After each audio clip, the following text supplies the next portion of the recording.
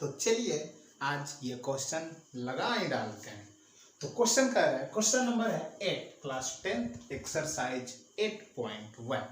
Question कह रहा है कि if 3 cot A equal to 4, 3 cot A की वैल्यू दे रखा है 4 और आपको बताना है check whether 1 minus tan square A upon 1 plus tan square A बराबर है cos square A minus sine square A के।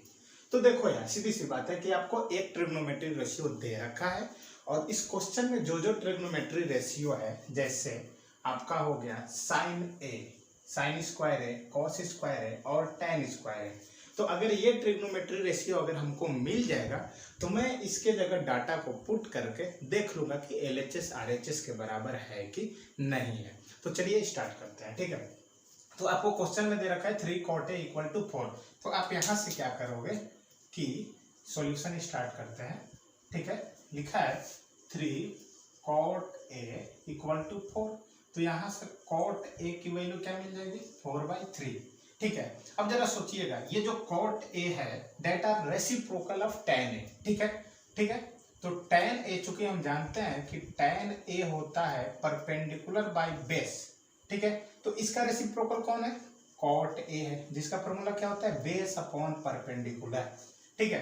तो cot A का हमको फॉर्मूला क्या मिला, बेस अपॉन परपेंडिकुलर। तो मैं cot A के इक्वल लिख सकता हूं बेस अपॉन परपेंडिकुलर। तो यहां से आप इन दोनों इक्वेशन, ये दोनों डाटा को इक्वेट कर दोगे तो आपको मिलेगा बेस की जो वैल्यू होगी that are equal to 4 and perpendicular की जो वैल्यू होगी दैट आर इक्वल टू 3, ठीक है।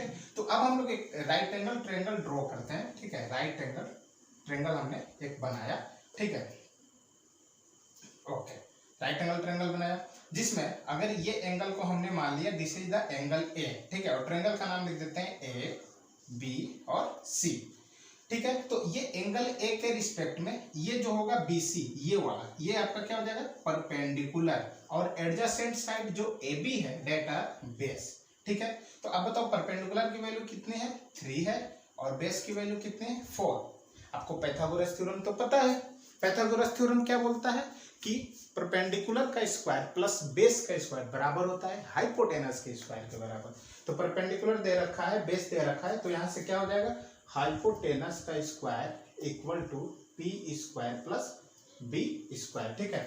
हमको हाइपोटेनस निकालना है और परपेंडिकुलर दे रखा है 3 का स्क्वायर प्लस 4 का स्क्वायर, ठीक है। ये हो जाएगा 9 प्लस 16, ये वैल्यू हो जाएगा 25।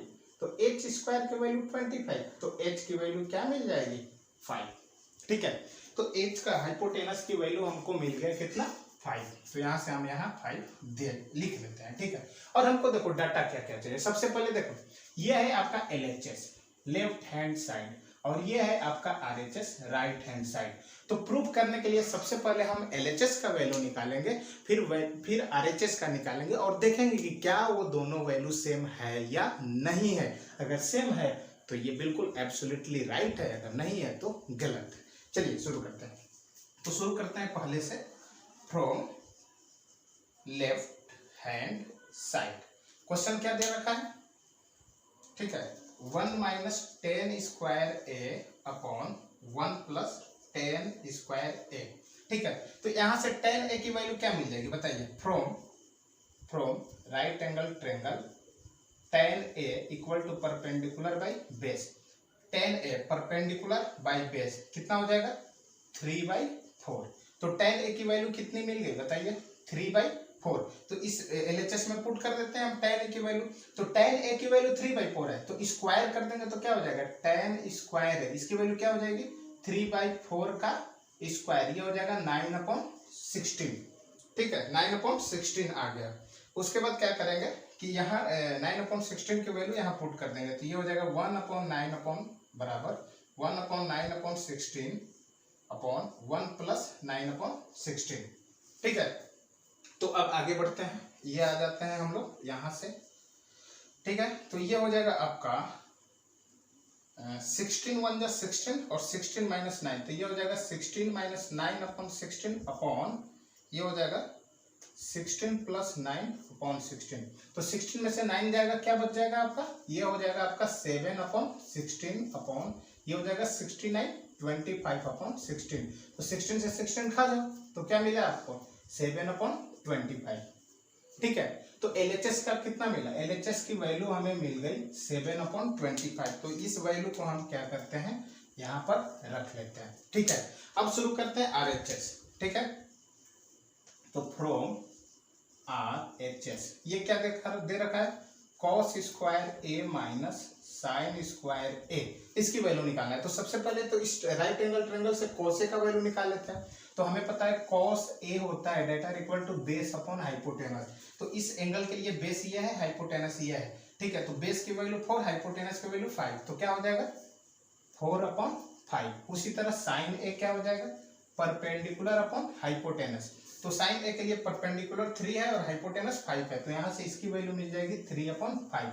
ठीक है, तो cos A की वैल्यू मिल गई, sin A की वैल्यू मिल गई। तो फिर अगर इसका स्क्वायर कर देते हैं, ठीक है, तो cos A की वैल्यू अगर 4/5 है तो cos स्क्वायर A की वैल्यू क्या हो जाएगा 4/5 का होल स्क्वायर। ठीक है, इसको हम क्या कर देते हैं, cos स्क्वायर है, इसको कर देते हैं होल स्क्वायर, इसको कर देते हैं sin स्क्वायर है, इसको कर देते हैं होल स्क्वायर। ठीक है, तो cos स्क्वायर A की वैल्यू हो जाएगा 16/25 माइनस 9/25। ठीक है, अब इसमें 25 क्या करेंगे, एलसीएम ले लेंगे। ठीक, 25 1 जा 25 और 16 1 जा 16 माइनस 25 1 जा फिर बिल्कुल सेम है और 1 9 जा 9, तो 16 माइनस 9/25, तो ये हो जाएगा आपका 7/25। तो RHS हमको कितना मिला 7/25। तो आप देखिए LHS भी मिला 7/25, RHS भी मिला 7/25। तो from above data LHS equal to RHS। ठीक है, तो आई होप आपको ये क्वेश्चन क्लियर हो गया होगा। ठीक है, तो अब हम लोग मिलते हैं नेक्स्ट क्वेश्चन में। ओके।